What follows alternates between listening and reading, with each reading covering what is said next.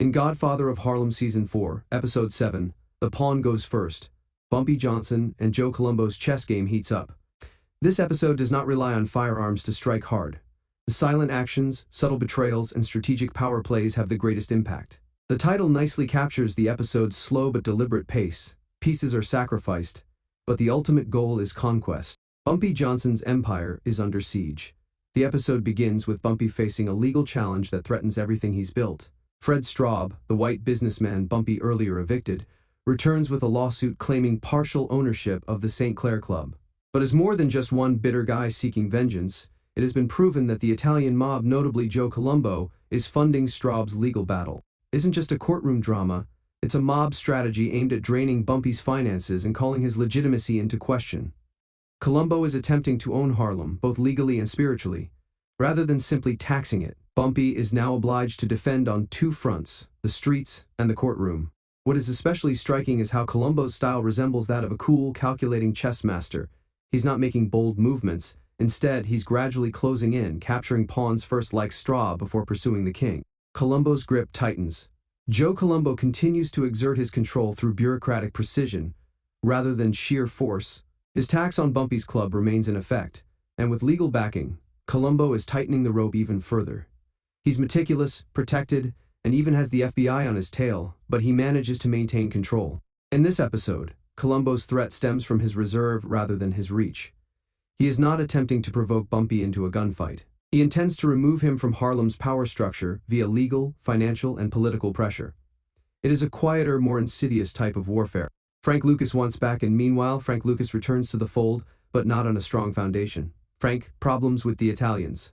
In one memorable moment, Frank jumps the queue outside the St. Clair Club, entering with a swagger that conceals his desperation. He begs Bumpy for protection, thinking his mentor still considers him an ally. However, Bumpy is no longer in the business of rescuing people. Instead, he is battling for survival. Frank's bravado may be his undoing, and while his presence adds drama, it is evident that he is more liability than value. This scene foreshadows what's to come. Frank Lucas desires power and is willing to walk on anyone, including Bumpy, to obtain it. However, in the current chess play, Frank may be simply another piece.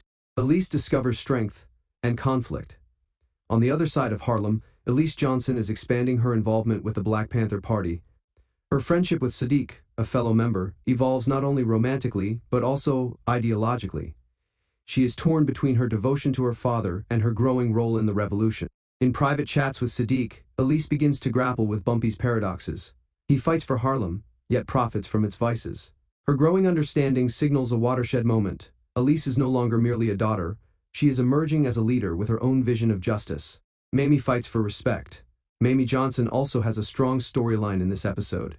Eager to join the Fine Arts Board and establish standing outside of Bumpy's shadow, she encounters systematic racism and classism. Despite her intellect and connections, her husband's criminal record continues to plague her.